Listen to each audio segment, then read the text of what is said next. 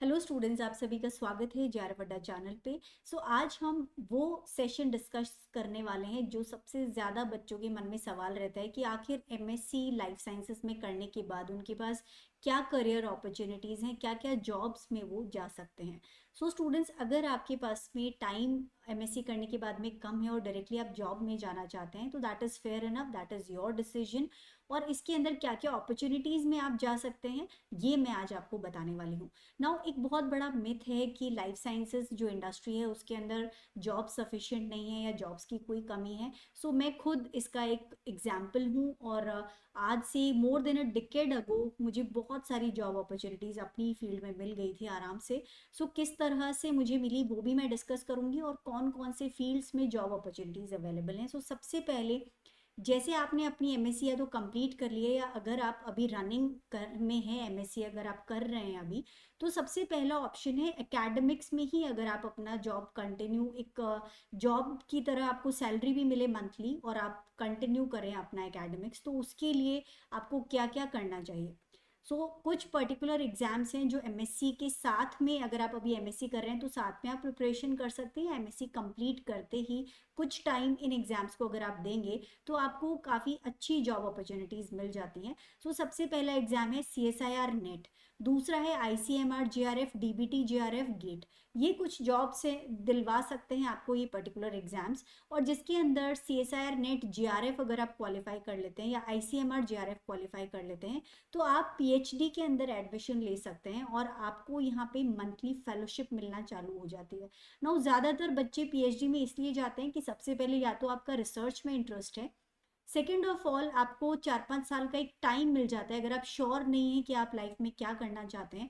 अपना career decide करने के लिए आपको थोड़ा टाइम चाहिए, तो उस कंडीशन में आप PhD में एडमिशन ले सकते हैं, रिसर्च कर सकते हैं और आपको मंथली कुछ ना कुछ अमाउंट मिलता रहेगा, एक अच्छा सम मिलेगा। PhD के फर्स्ट 2 इयर्स में आपको 37,000 रुपीज़ पर मंथ का फेलोशिप मिलता है PhD ड्यूरेशन में। और इसके साथ में आपको HRA मिलता है और उसके बाद में जो 3 इयर्स हैं उस वो आपको SRF के रूप में, सीनियर रिसर्च फेलोशिप के रूप में 42,000 rupees per month plus HRA मिलता है। ये आपको तब मिलेगा अगर आप CSIR नेट JRF क्वालिफाई कर लेते हैं या ICMR JRF क्वालिफाई कर लेते हैं या DBT या कोई JRF आपके पास में अगर आ जाती है तो उस कंडीशन में आप ये अप्लाई कर सकते हैं JRF के लिए। सेकेंड ऑप्शन आप लोगों के पास में है असिस्टेंट प्रोफेसर का। असिस्टेंट प्रोफेसरशिप के लिए भी आपको CSIR नेट का ही एग्जाम देना है। अगर आप LS क्वालिफाई कर लेते हैं जो कि है एलिजिबिलिटी फॉर लेक्चरशिप, तो आप असिस्टेंट प्रोफेसर के लिए पूरे इंडिया में कहीं पे भी अप्लाई कर सकते हैं। इसके अलावा स्टेट्स अपनी अपनी स्टेट एलिजिबिलिटी टेस्ट कंडक्ट करवाते हैं और जिसके थ्रू आप अपने पर्टिकुलर स्टेट के अंदर जो असिस्टेंट प्रोफेसर की वैकेंसी निकलती है उसके लिए अप्लाई कर सकते हैं। काफ़ी अच्छी अपॉर्चुनिटी ये है, अच्छी खासी सैलरी आपको एज एन असिस्टेंट प्रोफेसर मिल जाती है। इसके लिए आपको PhD करने की ज़रूरत नहीं है, MSc प्लस लेक्चरशिप आपका क्वालिफाइड होना चाहिए, चाहे वो CSIR नेट हो या जिस स्टेट में असिस्टेंट प्रोफेसर की वैकेंसी निकली है उसका सेट आपका स्टेट एलिजिबिलिटी टेस्ट क्वालिफाइड हो। नाउ आते हैं नेक्स्ट सेक्शन पे जिसमें हम इंडस्ट्रीज में कौन कौन सी जॉब्स आपके लिए अवेलेबल हैं उसको डिस्कस करने वाले हैं। बहुत से बच्चे MSc करते ही अपना जो स्ट्रीम है उसको चेंज कर लेते हैं, कोई दूसरे फील्ड में वो निकल जाते हैं क्योंकि उन्हें लगता है कि लाइफ साइंसेस के अंदर आपके पास में ज़्यादा अपॉर्चुनिटीज़ नहीं है। स्टूडेंट्स, ऐसा बिल्कुल भी नहीं है। जैसे आप अपनी MSc फिनिश करने वाले हैं और अगर आपने पहले से ही सोच रखा है कि आपको इंडस्ट्री में जॉब करना है तो इस कंडीशन में आपको एक बहुत अच्छा सा अपना CV बना लेना चाहिए जिसमें आपने क्या क्या स्किल्स गैदर किए हैं अपने MSc के ड्यूरेशन में, वो सब चीज़ें उसके अंदर ज़रूर इंक्लूड करें। उसके बाद में उस CV को आप, जो वेबसाइट्स हैं काफ़ी सारी ऑनलाइन जहाँ से कंपनी CV उठाती हैं, वहाँ पे आप अपना जो CV है उसको अपलोड कर दीजिए।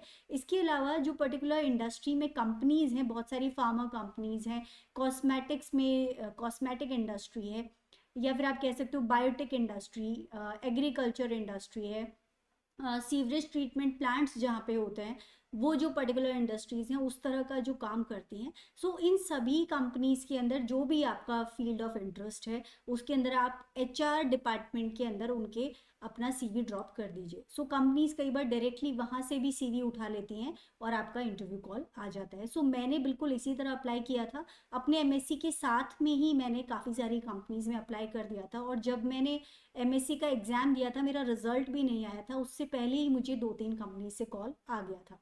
सो it's just that you have to be aware, और आपको थोड़ा सा अलर्ट रहना होगा, और बहुत ही आप कह सकते हो एक्टिव रहना होगा, ताकि आप जगह जगह पे अप्लाई कर सको जहाँ से आपको कॉल आ जाए। सो कौन कौन से इंडस्ट्री जॉब्स अवेलेबल होते हैं? सबसे पहले research and development. So research and development जितनी भी लाइफ साइंस से रिलेटेड इंडस्ट्री है, चाहे वो बायोटेक इंडस्ट्री है, फार्मा इंडस्ट्री है, एग्रीकल्चर इंडस्ट्री है, सो इन सभी के अंदर R&D डिपार्टमेंट्स होते हैं जहाँ पे रिसर्च और डेवलपमेंट का काम होता है। तो यहाँ पे आपको रिसर्च एसोसिएट के फॉर्म में स्टार्टिंग में लिया जाता है, और बाद में आपको साइंटिस्ट की तरह अपॉइंट कर लिया जाता है अगर आपके पास में अच्छा एक्सपीरियंस आ जाता है। सो ये सबसे पहला ऑप्शन है।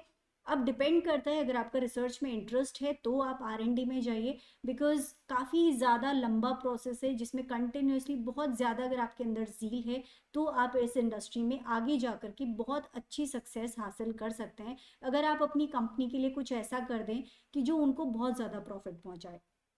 नेक्स्ट जो इंडस्ट्री है, इंडस्ट्री जॉब है, that is quality assurance and quality control. So जब भी कोई एक कंपनी अपना जो प्रोडक्ट बनाना शुरू करती है तो उस टाइम पे जो रॉ मटेरियल आता है उस रॉ मटेरियल का पूरा असेसमेंट किया जाता है, जिसके अंदर उसमें पीएच सही है या नहीं, या फिर जो रॉ मटेरियल है वो सही कंडीशन में है या नहीं, कितनी क्वांटिटी में डाला जा रहा है, ये सब चीज़ें चेक करना।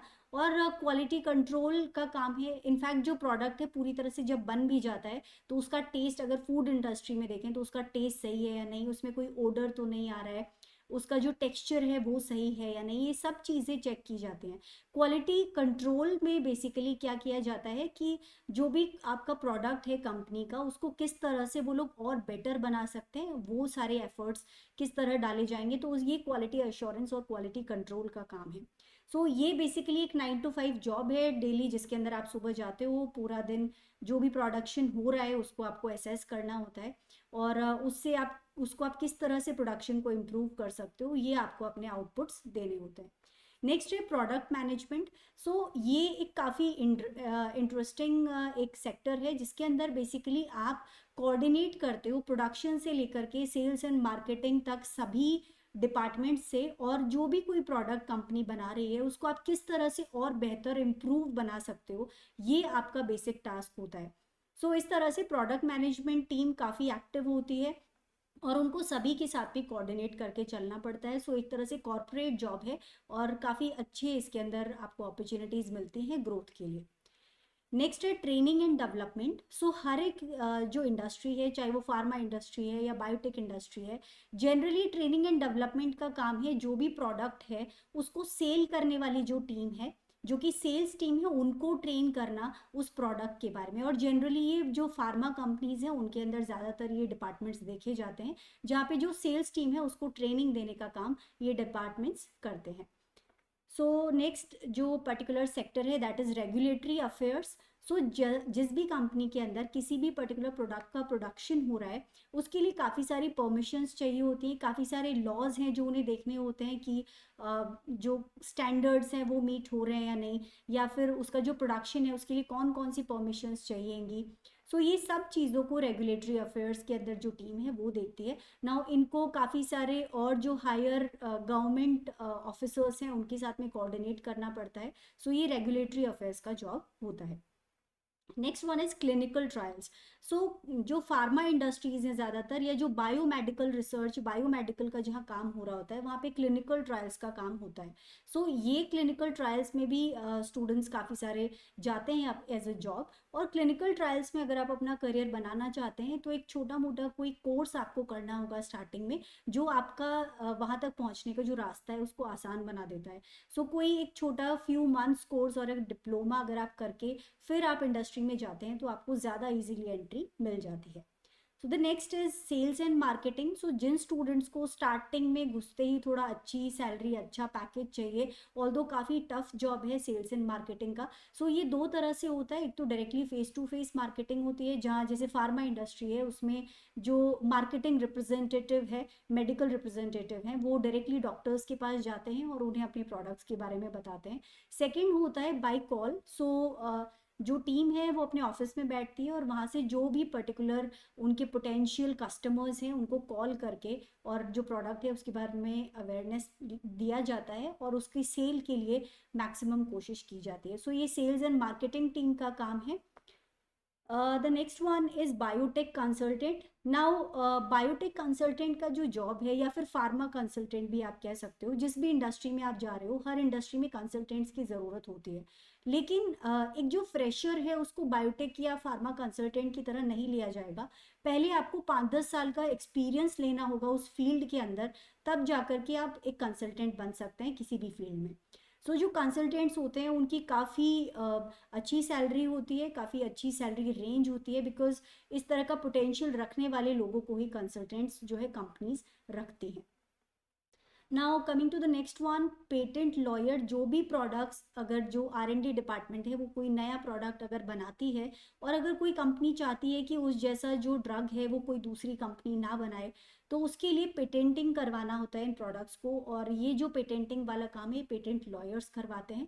नाउ पेटेंट लॉयर बनने के लिए भी आपको कोई ना कोई डिप्लोमा या छोटा कोर्स करना होगा, जिससे कि आप इस पर्टिकुलर जॉब्स के लिए अप्लाई कर सकते हैं। इसमें भी ग्रोथ काफ़ी अच्छी है। Now the next one is freelancing. So freelancing का मतलब है if you are good in any of the fields, जैसे बायो इन्फॉर्मेटिक्स या फिर आप कह सकते हो रिसर्च एंड डेवलपमेंट में भी आपका स्पेशलाइजेशन अगर है किसी भी फील्ड में, तो आप अलग अलग कंपनीज के साथ में लिंक्स बना करके कोऑर्डिनेट कर सकते हो और उनका जहाँ भी ट्रबल आता है, जैसे कुछ लोग होते हैं जो डाटा एनालिसिस में काफ़ी अच्छे होते हैं और वो कंपनी से छोटे छोटे प्रोजेक्ट्स ले लेते हैं और उन प्रोजेक्ट का टाइमलाइन होता है जिस टाइमलाइन में उन्हें वो पर्टिकुलर प्रोजेक्ट कंप्लीट करके देना होता है। सो ये फ्रीलांसिंग का काम भी आप कर सकते हैं। अगर आप सपोज अगर आपका बायो इन्फॉर्मेटिक्स बहुत अच्छा है, सो उसके अंदर जो भी ट्रबल शूटिंग है वो अगर आप कर सकते हैं कंपनीज के लिए, या फिर आपका R&D बहुत अच्छा है तो कहीं पे अगर कंपनी की R&D टीम अटक रही है तो उनको आप हेल्प आउट कर सकते हैं उस प्रोजेक्ट के अंदर। या फिर अगर आप डाटा एनालिसिस में बहुत अच्छे हैं तो उस कंडीशन में डाटा एनालिसिस के प्रोजेक्ट्स आप कंपनी से ले सकते हैं और डाटा को कंप्लीट एनालाइज करके आप उनको रिपोर्ट्स दे सकते हैं। सो ये फ्रीलांसिंग का काम है। इसके अलावा बायोटेक एंटरप्रेन्योर आप बन सकते हैं। अगर आपके पास में एक आइडिया है that you can make a new product, तो वो आप अपनी खुद की एक कंपनी खोल सकते हैं जो कि आपके लिए आगे जा करके काफ़ी प्रॉफिटेबल है। नाउ स्टार्टिंग में बहुत स्ट्रगल वाला काम है, बट अल्टीमेटली जो स्ट्रॉन्ग एम रखने वाले स्टूडेंट्स हैं वो डेफिनेटली इस तरह का कुछ बना सकते हैं। लेकिन इसके लिए एक ज़रूरत आपको ये है कि थोड़ा बहुत आपको एक्सपीरियंस होना चाहिए, एक्सपोजर मिलना चाहिए। तो या तो आपने जो अपना MSc है वो किसी ऐसे इंस्टीट्यूट से किया हो जहाँ पे रिसर्च वर्क आपने देखा हो कि किस तरह होता है, और तब आपको इस तरह के आइडियाज़ जनरली आते हैं। सो मैं सजेस्ट करूँगी जो बच्चे अभी MSc में एडमिशन लेने वाले हैं, या जिन बच्चों के बहन भाई फ्रेंड्स कोई भी अभी MSc में एडमिशन लेने वाले हैं, तो कोशिश करें कि इस तरह के इंस्टीट्यूट्स में MSc में एडमिशन ले जहाँ पे बहुत अच्छा रिसर्च वर्क ऑलरेडी चल रहा हो, जिससे आपको काफ़ी हद तक एक्सपोजर और एक आइडिया मिलता है कि एग्जैक्टली PhD में क्या होता है, रिसर्च वर्क क्या होता है, नए प्रोडक्ट्स किस तरह से बनाए जा सकते हैं, क्या क्या टेक्निक्स हैं, उनका एक प्रैक्टिकल नॉलेज आपको मिल जाता है। सो ये बात हो गई इंडस्ट्रीज़ की। इसके अलावा जैसा मैंने बताया बायो इन्फॉर्मेटिक्स के अंदर भी काफ़ी सारी जॉब्स अवेलेबल हैं। सो काफ़ी कंपनीज भी हैं बायो इन्फॉर्मेटिक फील्ड से रिलेटेड जो अपने फील्ड में जो एक्सपर्ट लोग हैं उन्हें लेती हैं। सो बायो इन्फॉर्मेटिक्स के अंदर भी आप कोई कोर्स करके या डिप्लोमा करके इस इंडस्ट्री के अंदर एंटर कर सकते हैं। सो अब आते हैं गवर्नमेंट जॉब्स पे। कौन कौन से government jobs MSc in life sciences करके आप उसके अंदर एंट्री ले सकते हैं। सो सबसे पहले तो जैसे मैंने बताया असिस्टेंट प्रोफेसर का जो जॉब है वो आप ले सकते हैं, लेकिन इसके अंदर आपको पहले लेक्चररशिप के लिए एलिजिबिलिटी लेनी होगी, आइदर थ्रू CSIR नेट या फिर आपका जो स्टेट एलिजिबिलिटी टेस्ट है उसके थ्रू।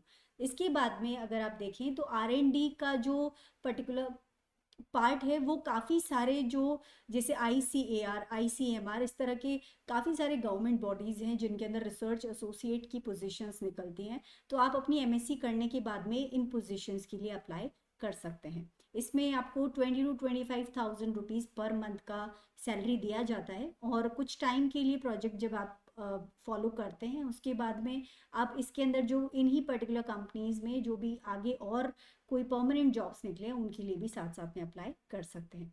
नेक्स्ट है गवर्नमेंट जॉब्स के अंदर भी जो गवर्नमेंट बॉडीज़ हैं जो किसी भी तरह के प्रोडक्ट्स बना रही हैं, जैसे फार्मा, गवर्नमेंट की भी फार्मा इंडस्ट्रीज़ होती हैं, या फिर फूड इंडस्ट्रीज़ होती हैं, तो उनमें भी जो क्वालिटी एश्योरेंस और क्वालिटी कंट्रोल का डिपार्टमेंट है उसके अंदर काफ़ी सारी वैकेंसीज निकलती रहती हैं, जो जिनके अंदर आप अप्लाई कर सकते हैं। यहाँ पर भी रेगुलेटरी प्रोसेस मैनेजर, जो कि प्रोसेसिंग, जो भी कुछ नए प्रोडक्ट्स बन रहे हैं उसकी जो भी प्रोसीजर है, किस तरह से उसका प्रोडक्शन होगा, उसके लिए लॉज कौन कौन से हैं, उन सबको देखने के लिए रेगुलेटरी प्रोसेस मैनेजर की पोस्ट निकलती है।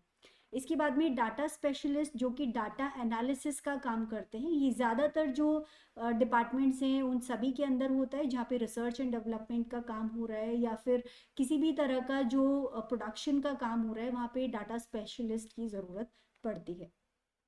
Next is again clinical trials. So government भी अपने क्लिनिकल ट्रायल्स रन करती है, इसके लिए भी काफ़ी वैकेंसीज निकलती रहती हैं। सो आपको उन पर्टिकुलर इंस्टीट्यूट्स या उन पर्टिकुलर गवर्नमेंट बॉडीज़ में देखना होगा कि कब जो पर्टिकुलर जॉब अपॉर्चुनिटी है वो निकल रही है। यहाँ पर भी आपको क्लिनिकल ट्रायल्स के अंदर कुछ ना कुछ कोर्स या डिप्लोमा होना चाहिए, जिसके बाद आप यहाँ पे अप्लाई कर सकते हैं। Next is food safety officer. जो फूड सेफ्टी ऑफिसर की पोस्ट है ये काफ़ी अच्छी पोस्ट है, और इसके लिए काफ़ी अच्छे नंबर में वैकेंसीज आती रहती हैं। नाउ इसके अंदर अगर आपको अच्छी पोस्ट पे अप्लाई करना है तो उसके लिए आपको एक छोटा मोटा कोई कोर्स करना होता है, एक प्रोग्राम जो कि FDA ऑथोराइज्ड प्रोग्राम्स होते हैं। अगर वो वाला कोर्स आप कर लेते हैं तो आपको अच्छी पोजीशन पे आप अप्लाई करने का मौका मिलता है। लेकिन अगर आपके पास में कोई भी एक्सपीरियंस भी नहीं है फूड सेफ्टी डिपार्टमेंट्स के अंदर, और इसके अलावा अगर आपने कोई कोर्स भी नहीं किया है, तो आपको जो बिल्कुल स्टार्टिंग लेवल है वहाँ पे एंट्री लेवल पे आपको जॉब मिल जाएगी। And later on after 2-3 years of experience जो हायर पोस्ट है उसके लिए अगर दोबारा वैकेंसी निकलती है तो आप अप्लाई कर सकते हैं। सो फूड सेफ्टी ऑफिसर की जो पोजिशंस हैं वो FSSAI या फिर food corporation of India FCI या फिर UPSC के थ्रू भी काफ़ी सारी वैकेंसीज निकलती हैं जिनमें आप अप्लाई कर सकते हैं। Next is consultant. So again जो भी गवर्नमेंट बॉडीज हैं वहाँ पे भी कंसल्टेंट्स की ज़रूरत होती है, जिसकी काफ़ी बार पोजीशंस निकलती रहती हैं। इसके अलावा काफ़ी सारी और भी पोजीशंस हैं जिनके लिए गवर्नमेंट बॉडीज़ जो हैं वो जॉब्स निकालती हैं, जिसके अंदर MSc लाइफ साइंसेज में उनकी एलिजिबिलिटी मांगी जाती है। सो ये कंटिन्यूसली आपको देखते रहना होगा। जो भी जैसे CSIR और ICAR, DRDO में जैसे SSC के थ्रू इनटेक होता है स्टूडेंट्स का। इस तरह से ये जो पर्टिकुलर एग्जाम है, या फिर आप IFS का एग्जाम दे सकते हैं। ये जो जॉब्स है इनके लिए आपको थोड़ा सा टाइम चाहिए होगा, क्योंकि आपको एग्जाम की प्रिपरेशन करनी होगी, बट काफ़ी अच्छा फ्यूचर आपका इन पर्टिकुलर जॉब्स के अंदर होता है। इन चीज़ों के लिए आप ट्राई कर सकते हैं। इनफैक्ट जो स्टेट हैं उनके अंदर भी फॉरेस्ट डिपार्टमेंट में कई बार जो एग्ज़ाम है वो कंडक्ट करवाया जाता है। जो पर्टिकुलर स्टेट्स की PSCs हैं वो इस एग्ज़ाम को कंडक्ट करवाती हैं, तो इन एग्ज़ाम के लिए भी आप प्रिपरेशन कर सकते हैं। इसके अलावा अगर आप स्कूल टीचिंग में इंटरेस्टेड हैं तो MSc के बाद में आपको B.Ed करना होगा, जिसके बाद में आप फर्स्ट ग्रेड टीचर्स के लिए भी अप्लाई कर सकते हैं। बट अगेन यहाँ पे आप अगर गवर्नमेंट जॉब लेना चाहते हैं तो काफ़ी कंपटीशन है, तो आपको थोड़ा टाइम यहाँ पे देना होगा। लेकिन अगर आप इमीडिएटली कोई जॉब चाहते हैं तो प्राइवेट सेक्टर के अंदर आपके पास बहुत अपॉर्चुनिटीज़ हैं। और जो जैसा मैंने आपको बताया, एक अच्छा सा CV बना करके आप अपलोड कर दीजिए। जैसे मैंने अपने MSc के साथ में CV अपलोड किया था, तो MSc कंप्लीट करते ही मुझे फार्मा इंडस्ट्रीज़ में कॉल आ गई थी, और जैसे ही मैंने अपनी MSc कंप्लीट की, रिजल्ट आने से पहले ही मैंने जॉब ज्वाइन कर ली थी। मुझे प्रोडक्ट मैनेजमेंट टीम के अंदर जाने का मौका मिला, और मैंने जिस कंपनी को ज्वाइन किया था वो बहुत बड़ी कंपनी नहीं थी, एक छोटी कंपनी थी, और इसकी वजह से मुझे बहुत सारे जो रोल्स हैं वो मिले, काफ़ी सारी चीज़ें मुझे सीखने को मिली। जितनी बड़ी कंपनी होती है उसमें उतना ही प्रिसाइज एग्जैक्ट आपका रोल होता है, जिसमें आपको सीखने का मौका उतना नहीं मिल पाता। लेकिन जब आप किसी छोटी कंपनी को ज्वाइन करते हो तो वहाँ पे आपको कई तरह के काम करने होते हैं, जिसमें आपको सीखने का मौका काफ़ी मिल जाता है। तो दोनों, बड़ी कंपनी में सैलरी अच्छी होती है, छोटी कंपनी में हो सकता है आपको उतनी सैलरी ना मिले, बट चाहे आप किसी भी जॉब में जाएं, आपको स्टार्टिंग में काफ़ी स्ट्रगल करना होता है, और जो आपकी जॉब की सैलरी है वो 20-30 हज़ार से शुरू होती है। But later on in your life 5-10 साल के अंदर अंदर आप बहुत अच्छे लेवल पे पहुंच सकते हैं, बट आपको अपना पोटेंशियल दिखाना होगा। और जब भी आप कोई प्राइवेट जॉब के लिए अप्लाई कर रहे हैं, तो अगर आप अपने स्किल्स को इम्प्रूव कर सकते हैं तो वो आपको काफ़ी बेनिफिट देगा। आपकी कम्युनिकेशन स्किल्स हो गए, आपके जो कोऑर्डिनेशन के स्किल्स हो गए, या फिर अगर आप R&D में जाना चाहते हैं तो जो आपके टेक्निकल स्किल्स हो गए, ये सब आपको इम्प्रूव करने होंगे। उसके बाद में अगर आप जाते हैं तो आपको काफ़ी बेनिफिट मिलेगा इंटरव्यूज़ के अंदर। सो स्टूडेंट्स, अपने ऊपर कॉन्फिडेंस रखिए और आप डिसाइड कीजिए कि कौन सी जॉब अपॉर्चुनिटीज़ आपके लिए बेस्ट हैं। एग्जैक्टली आप अपनी MSc के बाद क्या करना चाहते हैं, PhD करना चाहते हैं, या फिर नेट LS क्वालिफाई करके असिस्टेंट प्रोफेसर बनना चाहते हैं, आप किसी प्राइवेट जॉब में जाना चाहते हैं, या गवर्नमेंट जॉब में जाना चाहते हैं। So students, now it's up to you that what do you decide for yourself. सभी जो इंडस्ट्रीज़ हैं, सभी के अंदर ये जो भी जॉब्स मैंने बताई है, इन सब के अंदर करियर में काफ़ी अच्छी ग्रोथ मिलती है। जैसे अगर आप सेल्स एंड मार्केटिंग में जाते हैं तो शुरू में आपको अच्छा मिल जाता है और उसमें ग्रोथ भी ठीक होती है। R&D में अगर आप बहुत अच्छा कर जाते हैं, शुरू में हो सकता है आपको सैलरी कम मिलती हो, लेकिन बाद में आपकी वैल्यू इतनी ज़्यादा हो जाती है that you can really go up to any level. अगर आप अपने खुद के इतने पेटेंटेड प्रोडक्ट्स बना लेते हो कि आपकी डिमांड होती है मार्केट के अंदर, कोई भी कंपनी आपको लेने के लिए तैयार होगी और जो आप मांगना चाहें वो सैलरी आपको मिलती है। इसके अलावा अगर आप PhD करने में ही इंटरेस्टेड हैं तो आप इंडिया के बाहर भी, अब्रॉड भी ट्राई कर सकते हैं। वहाँ पे भी काफ़ी अच्छी खासी स्कॉलरशिप बहुत सारी यूनिवर्सिटीज़ आपको देती हैं, और उस स्कॉलरशिप के साथ भी वहाँ का जब आप पर्टिकुलर एक्सपीरियंस लेते हैं तो आपकी जो स्टार्टिंग जो जॉब सैलरी होती है वो काफ़ी अच्छे लेवल पे आपको मिल जाती है। सो ये भी एक बहुत अच्छा ऑप्शन है that you do PhD from abroad. So PhD कौन कौन सी यूनिवर्सिटी से आप अब्रॉड से कर सकते हैं उसका मैं एक अलग से वीडियो लेके आऊँगी आप लोगों के लिए, जो हम बहुत इलाबोरेटली डिस्कस करेंगे। So students, that is all about this session. So scientific officer का एक जॉब और रह गया है, लेकिन साइंटिफिक ऑफिसर का जो जॉब है जनरली जब आप PhD कर लेते हैं या रिसर्च में आपका थोड़ा बहुत जब एक्सपीरियंस होता है तो उसके बाद में आपको साइंटिफिक ऑफिसर का जॉब मिलता है। एक फ्रेशर को जनरली साइंटिफिक ऑफिसर का जॉब नहीं मिलता। शुरू में आप रिसर्च एसोसिएट की तरह एंटर कर सकते हैं, कुछ टाइम का अगर आप अच्छा रिसर्च एक्सपीरियंस ले लेते हैं तो उसके बाद में आपको साइंटिफिक ऑफिसर का जो पोस्ट है वो मिल सकता है। सो स्टूडेंट्स, इसके अलावा PSUs जो हैं, पब्लिक सर्विस अंडरटेकिंग्स, इनमें भी गवर्नमेंट जॉब्स निकलते रहते हैं। सो अगर आप गेट क्वालिफाई कर लेते हैं तो इन PSUs में आपको इंटरव्यू कॉल आता है और यहाँ पे आप डायरेक्टली एंट्री ले सकते हैं। सो ये भी काफ़ी अच्छा ऑप्शन है आप लोगों के। और अगर आप लोग CSI नेट दिसंबर 2024 की प्रिपरेशन कर रहे हैं तो आप हमें ज्वाइन कर सकते हैं JRF अड्डा की एप्लीकेशन पे, जहां आपको 10 प्रैक्टिस टेस्ट की टेस्ट सीरीज मिल जाएगी एक ऑफर प्राइस पे which is 699। Now we all know कि इस पर्टिकुलर एग्जाम के अंदर टेस्ट का कितना ज़्यादा इंपॉर्टेंस है, काफ़ी ज़्यादा इंपॉर्टेंस है आपके क्वेश्चन प्रैक्टिस का, जो कि अल्टीमेटली आपको वहाँ जा कर के 3 आवर्स में किस तरह से आपको टाइम को मैनेज करना है, किस तरह से क्वेश्चंस को सॉल्व करना है, वो प्रैक्टिस आपकी हो जाती है जो आपके लिए काफ़ी बेनिफिशियल रहती है। So students, that is all for this session. अगर सेशन पसंद आया हो तो ज़रूर लाइक कीजिएगा, चैनल को सब्सक्राइब कीजिएगा, and I wish you all the best in your life and you achieve what ever you want.